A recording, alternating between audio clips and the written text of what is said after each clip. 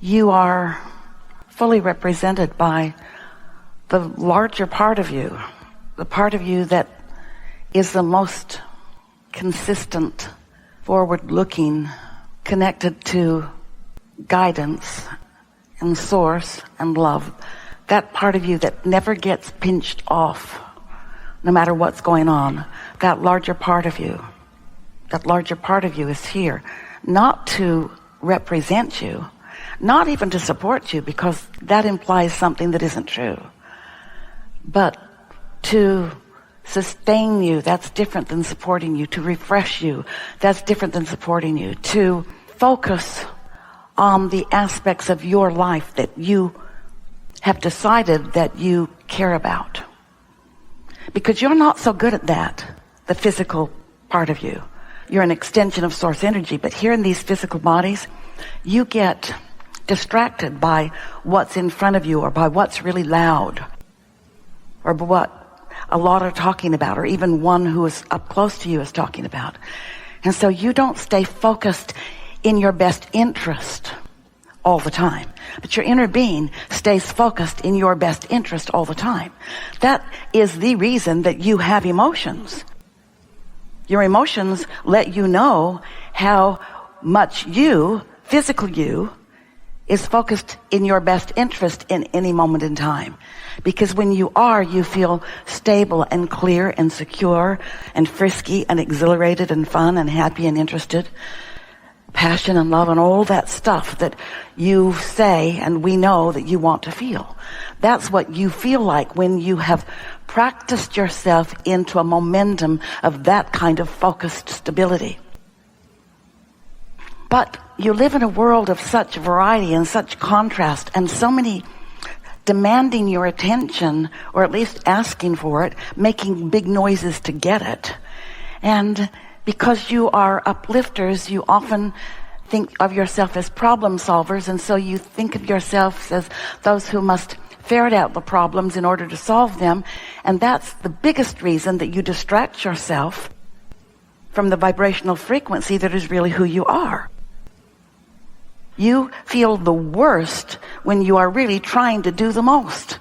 It's your efforting that gets you down, because in the effort, the more determined, the more decided that I am going to wrestle that to the ground and kill it, the more I am looking at something that I don't want. And in this universe that is based upon attraction, when you look at something unwanted, no matter how well-meaning you are, you flow your attention to that. That becomes your point of attraction, and you support the unwanted, not the wanted. And your negative emotion is your indicator that you're doing that, you're doing that, you're doing that, you're doing that, you're doing that. And when you catch yourself doing that, we don't want you to be mad at yourself. You're having a step one moment. You're having a clarifying moment. You're having a, I know what I don't want, what is it I do want moment. Just don't get stuck on the I know what I don't want. Just don't get stuck on beating the drum of what you don't want for so long that it is your vibrational habit. Because when you get stuck on mostly knowing what you don't want, the universe just gives you so much more evidence of it and makes you so much more sure, but you get so much more not capable of pivoting to what you do want. In other words, you can't be avalanching towards something and suddenly stop it unless you've got supersonic brakes that we have not yet seen the vehicle that has it. Not yet. Humans will probably figure that out. You'll figure out how to go crashing towards something unwanted and then put on the brakes. But your physical body will take a toll because even within the shell and the skin and the container that is you slosh around quite a bit. It's much better if you gradually decrease your speed toward unwanted, and as you gradually increase your speed toward wanted. But you're the only one that can do it. You would think that you would be able to find the smartest group in the world and join that group. And if you just join that group and just go with the flow of them, then all would be well for you. Except you didn't come with that intention. You didn't say, I'll go forth and I'll muddle around and I won't make any decisions of my own. And then I'll just watch for those that are really seeming to be moving in a strong direction. I'll just join in with them. You didn't say that because no satisfaction comes to you if you have not defined what you want. Satisfaction comes to you only when you define what you want and you move in the direction of it. Not only when you complete it or accomplish it or get to take it home or drive it or fall in love with it. It's not just that kind of full-blown manifestation, which we know you're wanting, and we want that for you too. It's every thought, every comment, every pondering, every wondering that you put in the direction of wanted is satisfying momentum until it reaches the place where you say things like, well, I'll know it when I see it. Or I'll know it. I can feel it. I can just feel it. Don't you find yourself saying that often? I saw that coming. I could have headed that one off, but I didn't. Or I felt that one coming, and nothing in this world was going to cause me to back off from that because I knew it. I wanted. And sure enough, when it manifested, you said, ooh, way good. Good job. We always talk about the laws of the universe, and we always talk about how you can deliberately engage with them so that you work in concert and in harmony and in comfort with them. Like the law of gravity, you want to work in comfort with the law of gravity. So you hardly ever fall down or fall off of things or stand under things that are teetering. You mostly understand that gravity is consistent and you get it. And so, have any of you ever been to a how to live in the sphere or zone or field? How to live in the field of gravity. Was that 101?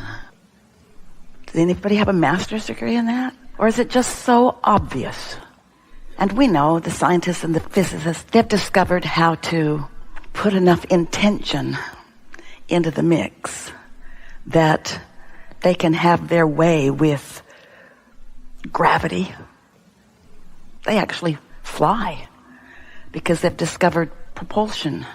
They've discovered the energy of focus, and you can too. But we're not talking about the field of gravity with you. Oh, that matters too.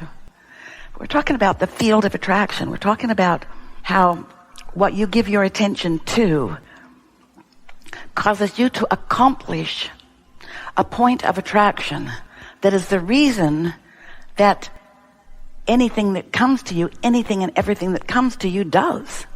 It's all by your attention, which is an invitation of that which you give your attention to. But what trips humans up is that you think that a subject is a subject, like the subject of money. I give my attention to money, so why don't I have more of it, is often what you are crying out with your powerful minds. I give my attention to money. I've been giving my attention to a lover. Where is my money and where is my lover? And does my lover have my money? And are they going to show up at the same time? In other words. So what we want you to come to realize is that as you give your attention to whatever it is, your point of attraction causes that which is like it to come. So it's not just the subject of money or the subject of lover. It's the subject of prosperity or absence of it. It's the subject of tangible, delicious lover or absence of it. It's the subject of wanted or absence of it. It's not just the subject. It's what is your vibrational outputting relative to the things that you really care about. And here's what happens to most humans. Most of you offer most of your vibration, give most of your attention, and therefore create most of your point of attraction because of what you are observing, but you're not choosing what you're observing in the way that your inner being does, making a vibrational choice. How does it feel choice? You make your choices for lots of screwy reasons, and maybe as we visit here today, you'll get over that a little bit. You begin to realize that the subject of, I want more money, damn it, does not put you in a place of attracting it, because the way you feel about it is so repulsive to the very thing that you want. You are so much a vibrational match to not enough money that you could shout all day, every day, how much more money you want, and it could not, cannot, will not come to you while you feel like that, because that's not attracting money, that's attracting evidence of its absence. And once you get the hang of this, we dug fingernails into Esther's palms. Once you get the hang of this, when you're talking about prosperity, you'll realize that you want to talk about the element of freedom within it, and the element of fun and function within it, and the element of productivity in it. In other words, there's lots of good things about it. Jerry and Esther were sitting on the porch one day in a long dry spell in Texas. And Jerry said, Abraham, we want some rain. We want rain. Yeah, Esther said, we want rain. And we said, why do you want the rain? Why do you want rain? Well, neither one of us at first talked about the deliciousness of the rain, the smell of it, the fragrance of it, the way it smells on the earth when it first arrives. They didn't talk about the cleaning of the trees or the little critters in the bushes that would find something to drink. They were talking about the dry, cracked ground and the thirsty beasts and the starving trees. And we said, you can't get there by talking about how much you need something. You can't overcome the need with the help of the law of attraction, because when you need something, the law of attraction gives you more of that, because the law of attraction is not a benevolent mother, caregiver, mentor. It's like the law of gravity. It's the same, always. You have to understand how it is and adapt to it. And you can't feel bad and get good. And you can't be afraid and be safe. And you can't feel poor and find prosperity. And you can't feel lonely and attract your lover. You've got to find the frequency that matches what you want. And you got to identify what it is that you want. And that's why there's a step 1 in the 3 points of deliberate creation that we like to talk to you about. Step 1 is ask. And knowing what you don't want helps you to know what you do want. And going back and forth on that quite a bit is important. You get clearer and clearer and clearer. Just when you think you've got what you want, you realize that something in it is missing, and off you go again. And that's a wonderful thing, because you are an eternal being who will continue to evolve, and you're not ever going to get it done. So relax. Don't be mad at yourself that you're in step 1. Just don't hang in the I know what I don't want part of every equation. You know, humans, we love you so much, but you are a bunch of complainers about so many things. It seems like it's your go-to, even though it really isn't your go-to. It's the furthest thing from the natural go-to that you were born with. That's why it sucks so bad when you go there. Esther was talking to her daughter the other day. Her daughter said, I'm sorry that you're mad about that. And Esther said, I'm not mad about that. I'm mad that I'm mad. I'm not mad about that. I'm upset that I let myself focus and gathered enough momentum that I got myself upset for no good reason and for no good value, and nothing good ever comes from that. I'm mad at myself for not catching it earlier. And we say, don't even be mad at yourself for not catching it earlier, because soon enough you'll realize this feels way bad and I think I'll choose another thought. It's never too late for that. And so, now you know everything we know. It was very nice visiting with you. Hope you have a wonderful afternoon.